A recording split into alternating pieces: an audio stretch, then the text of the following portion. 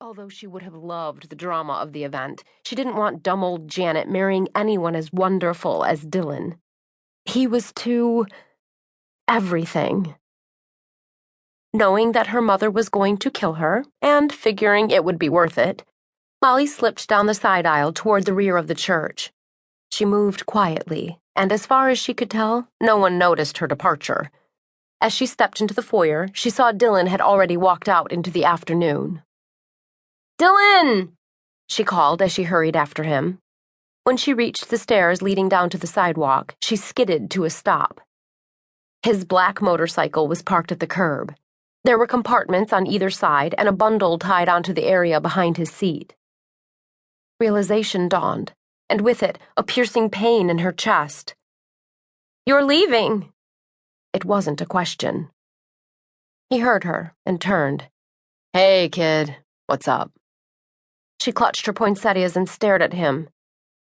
"You're leaving," she repeated. "Why?" He shrugged. "There's nothing for me here. Not anymore." While the rest of the country battled blizzards, here the weather was perfect.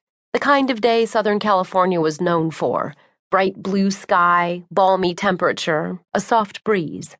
No doubt Janet had made arrangements for this weather well in advance. But all the loveliness of the day was nothing when compared with the beauty that was Dylan Black. He was tall, just over 6 feet, with dark hair and eyes. His black leather jacket made his broad shoulders seem enormous. Jeans hugged his butt and thighs. He wore dark boots and an earring. Molly quivered, just thinking about it all.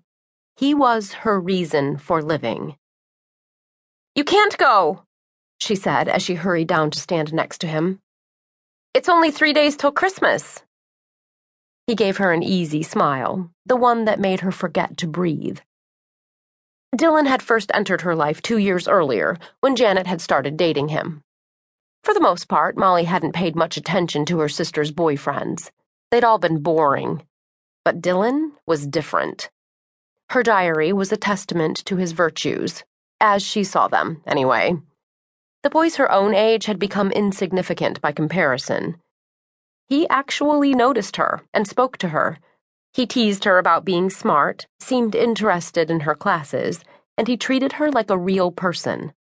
If that wasn't heavenly enough, he never made fun of her braces, her bad skin, or her baby fat.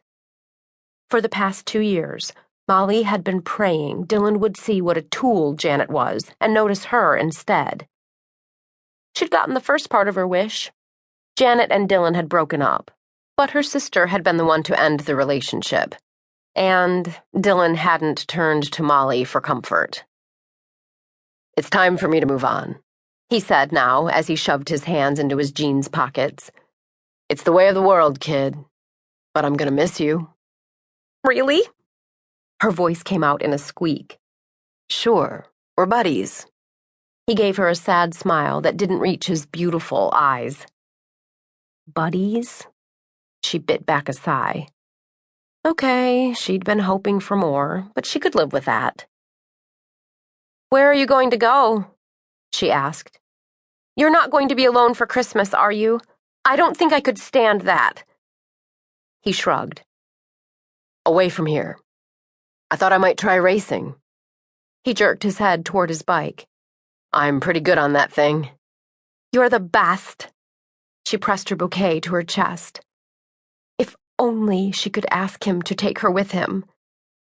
Molly exhaled. She might have a crush on Dylan, but she wasn't stupid. He was good to her, but he just saw her as Janet's little sister. If only she had a way of making him stay.